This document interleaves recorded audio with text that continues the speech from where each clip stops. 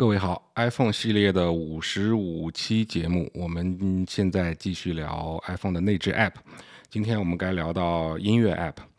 英文 Music。这个 App 如果我一看到的话，其实会牵扯到我所有关于 Apple 产品的心路历程。因为我的第一个 Apple 的产品就是 iPod， 这个上点年纪的观众啊、听众应该还能够对这个有印象。是一个我们叫随身听啊，就是插个耳机听音乐那样的一台设备。那其实随身听这个名词啊，也是一家公司发明的，并且翻译成中文。它的英文原版呢，应该是 Walkman 啊，中文翻译成随身听。那 Walkman 呢，就是索尼公司啊发明的一个全新的产品，就是把这个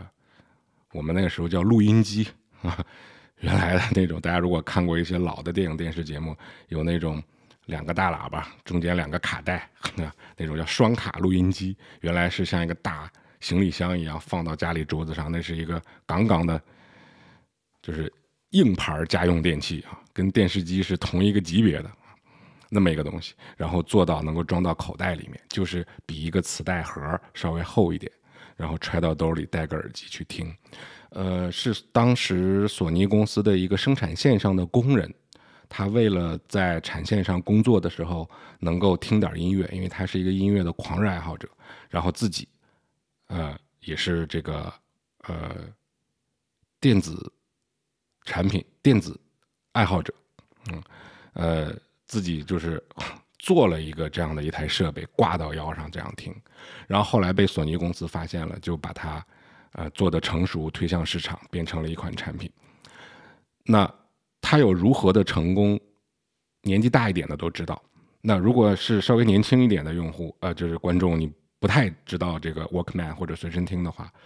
你可以通过这样的一个现象来去判断，就是随身听这三个字，也就是说 Walkman 这个名词，到后来已经泛指所有的耳机另一端的东西啊，就是在 Walkman 盛行的年代，只要你看到有一个人耳朵里面是塞着耳机的，有一条线啊，塞着耳机的，耳机的那头现在是手机啊，这个肯定没问题。但是在那个年代，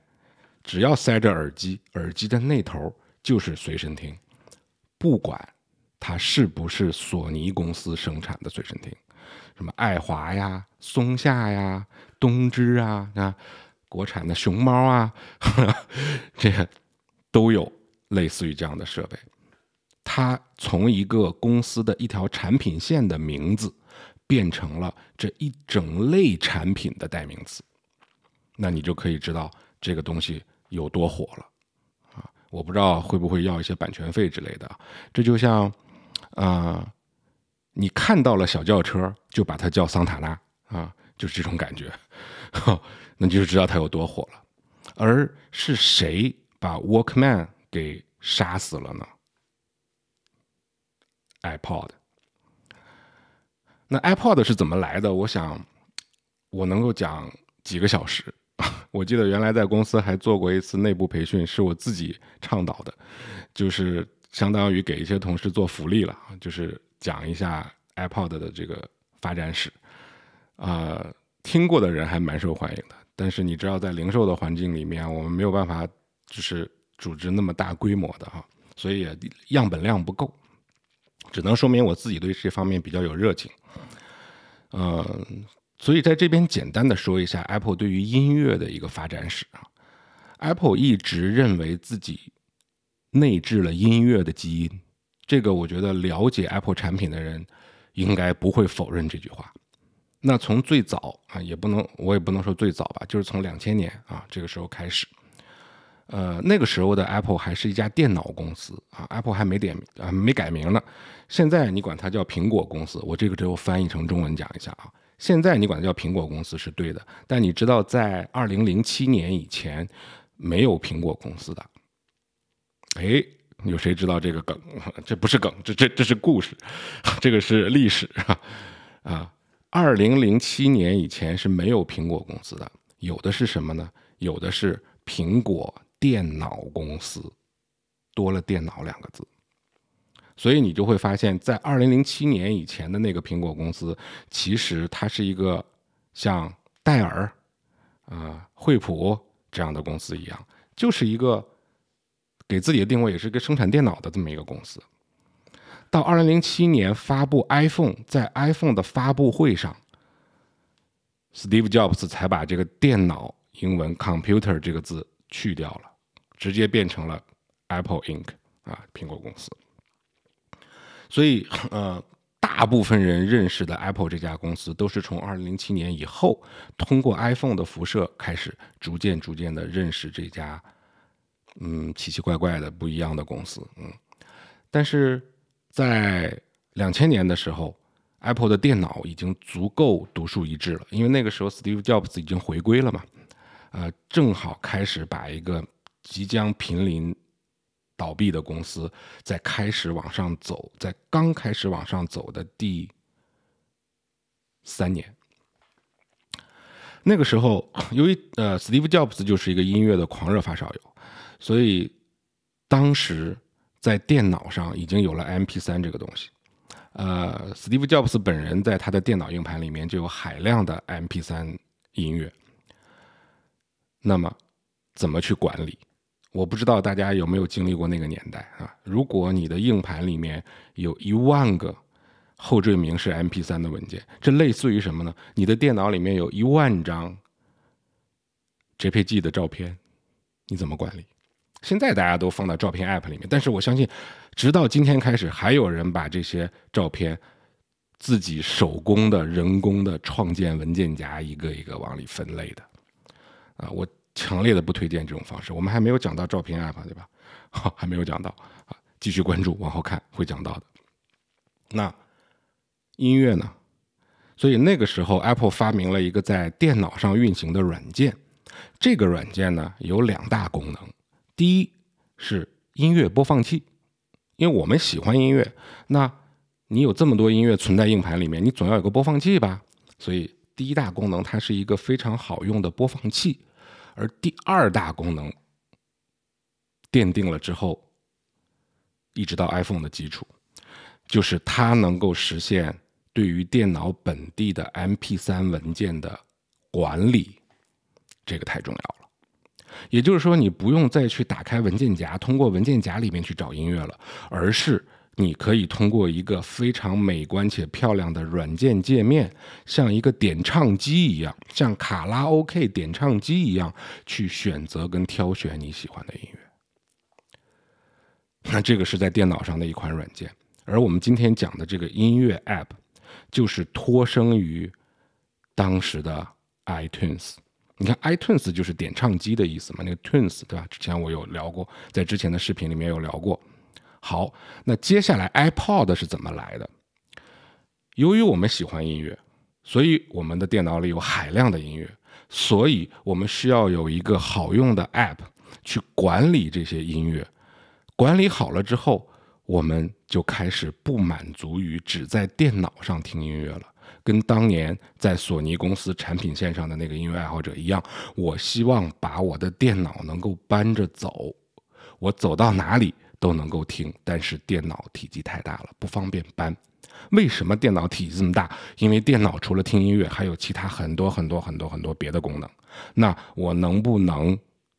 只把电脑这个听音乐的功能给摘出来，做的小一点，随身携带呢？换句话说，我能不能把电脑里面这款叫做 iTunes 的软件拿出来，揣到兜里呢？这个东西就叫 iTunes 这个东西就叫 iPod。 所以其实在 iPod 里面，它内置的是一个便携版的 iTunes， 这就有点类似于 iPhone 它运行的 iOS 系统，其实本质上来说它就是一个 macOS 的便携版，是一样的道理当然 watchOS 就是一个便携的 iOS， 因为它的核心软件内核是一样的嘛，我们只是把它一些特定的功能拿出来而已。那有了 iPod，音乐能便携了，推广到更多，到最后 iPod 能够用在 Windows 电脑上，不仅仅只能用在 Mac 电脑上。然后再往后，公司考虑到大家一些非传统音乐爱好者，他们怎么样去获取这些方便的获取这些数字音乐呢？所以我们开通了 iTunes 音乐商店，可以通过一个点击就购买正版的音乐啊。那再往后，我们推出了 iPhone。其实 iPhone 的原型就是一个 iPod Touch， 一个带大屏幕的触控 iPod。所以 Steve Jobs 在发布 iPhone 的时候就说，开玩笑的说，我们今天要发布3款新产品。第一款是一个宽屏触控 iPod， 第二款是一个创新的网络浏览器，第3款是一个划时代意义的这个手机，是一个电话啊。这3个合到一起是当年的 iPhone 第一代。所以在 iPhone 发布之后很长一段时间里面， iPhone 的内置 App 是没有音乐 App 的，这个老 iPhone 用户一定都知道。但是那个时候我们在 iPhone 上怎么听音乐呢？ iPhone 不可能不能听音乐，对吧？这个绝不可能的一件事情。所以那个时候在 iPhone 上听音乐的这款软件，也就是现在大家看到的音乐 App 的前身，这个 App 的名字就叫 iPod。大家感兴趣可以去搜网上的一些老的图片，应该还能够看得到。也就是说，早年的 iPhone 最起码是第1代、第2代、第3代，到了第4代吧，前4代的 iPhone 应该都是这样子的。你要想在手机上听音乐，你要打开手机上的一个内置 App， 这个 App 的名字就叫 iPod， 它不叫音乐。那什么时候这个改成音乐了呢？应该我记得不错的话，是 Apple 推出了音乐订阅服务之后，这个图标就改成音乐了，包括在电脑端那个 iTunes 也没有了，也改成音乐了。那让电脑 iPad 和 iPhone 统一，图标也一样，名字也一样，功能也一样。现在的科技水平也可以达到这一点了啊！现在我们的手机的处理性能比当年的电脑也不知道强多少倍了，这个是当年不敢想象的一件事情。所以这个是音乐 App 的由来，它其实你追溯到根源，它是可以代表着 iPhone 是从哪里来的。其实这条路就可以解释为什么当时的 iPhone 它需要激活，需要连电脑才能激活，它要想在上面听音乐是需要从电脑的 iTunes 上面去导入。其实那个时候单从听音乐这个角度来说，你的 iPhone 其实就是一个 iPod。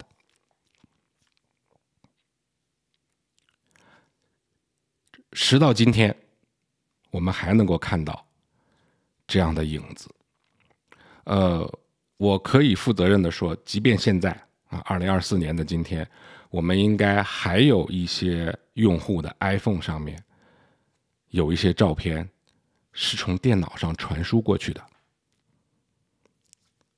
不是通过隔空投送，而是通过 iTunes 传输过去的。现在的 Windows 电脑上应该还能装 Windows 版的 iTunes 这款软件。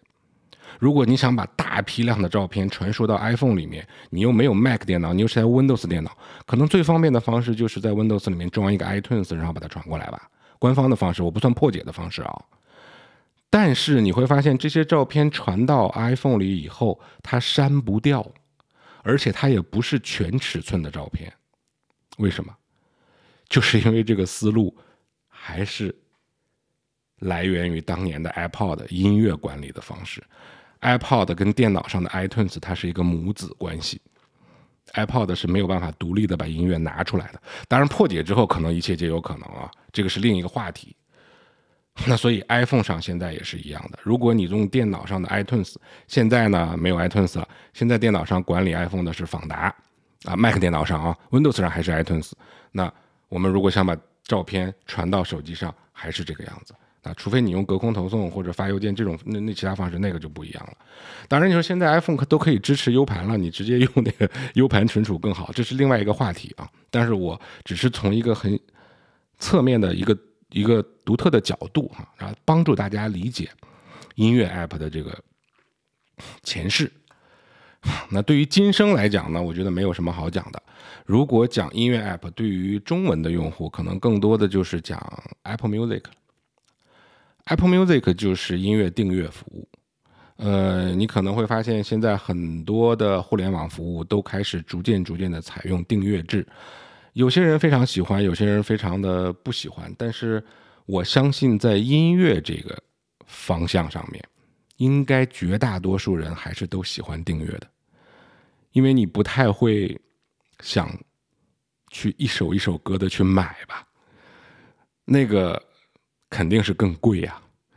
但是可能对于一些软件，你还是觉得不希望订阅啊，希望一下子买断，这个就是因具体情况而定了啊。但是对于音乐来讲，我相信大部分还是喜欢订阅的，所以基本上起码在中国大陆地区，这个音乐 App 是有用的，这个可喜可贺，终于有一个内置的带服务的 App 是可以用了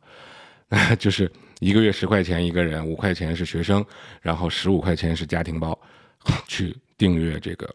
Apple Music 4000万首音乐，随便你听，只要你订阅就可以。但是订阅是不能下载的，只能离线，破解手段不算啊，还是这样。离线跟下载是不一样的，因为离线第一你不能拿出来，你在哪台设备上点的离线，你就只能在这台设备上听，你不能说我在这台手机上点了离线，然后我把这个离线好的音乐拷贝出来放到电脑里或者放到别的手机里面，这也不行。而下载是可以的，所以下载跟离线是完全不一样的。为什么不能让你下载？因为你订阅的权限你是不能拥有它的，你只能收听，也就是说你是租的房子，你不能买卖啊。这个是，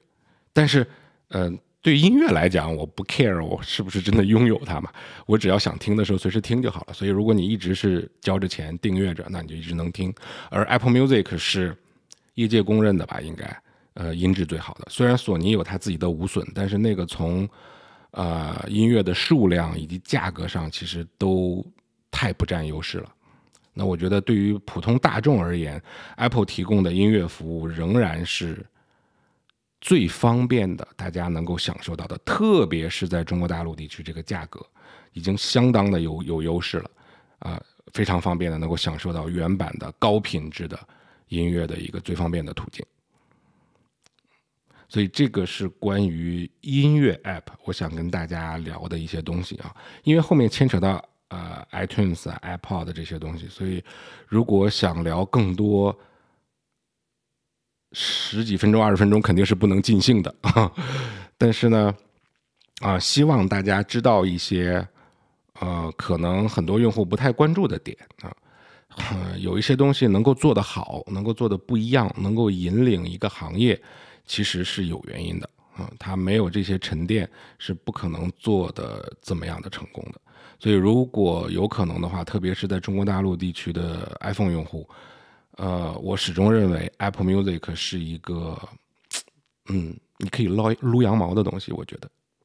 一定划算，特别是家庭包，我们可以试试看。好，那这期我们就先聊到这儿，感谢各位的关注，我们下期再见，拜拜。